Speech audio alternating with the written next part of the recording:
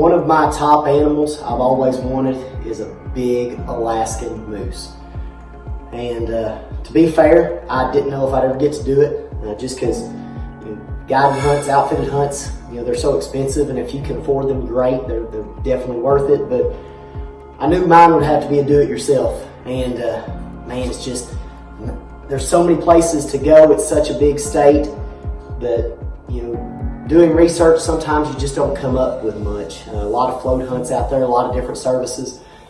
But I started a few years ago doing a lot more research, really getting serious about it, and talked to a buddy that I have online who'd gone with Troy Sessions in the 60-inch club. And my first thoughts, what's the 60-inch club?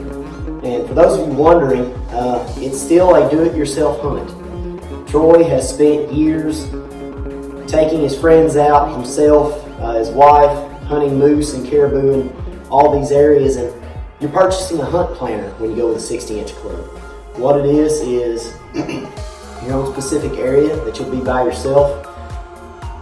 You have GPS coordinates, camp locations, a list of all the items you need, all the Alaskan regulations, pictures of animals that's ever been taken there, videos of animals taken there, and then actually Google Earth training that comes along with it that actually takes you through those areas. Right here, your vantage points are going to be key to your success. Without them, you got to be a really good moose caller. It's just like having inside info to go on a deer hunt if you're a deer hunter, or any other type of animal.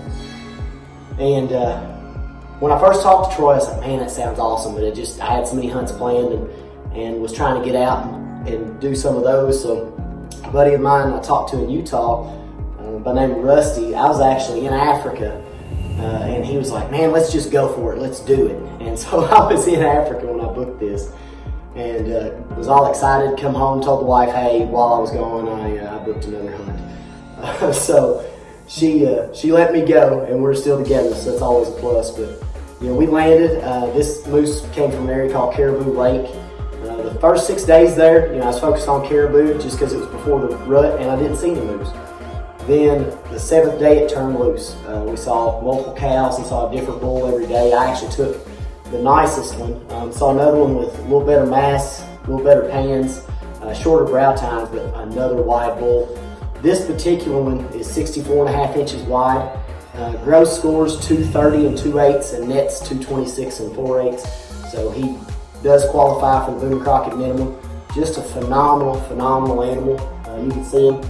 I'm kind of leaned back here and got him against my waist because these antlers are over 70 pounds. Just a huge bull. My favorite thing is those long brow points. I absolutely love that. Can't say enough about the service. They've been great. Call Troy anytime. He's ready to talk hunting, ready to give you his advice, what he would do. It's something I really recommend.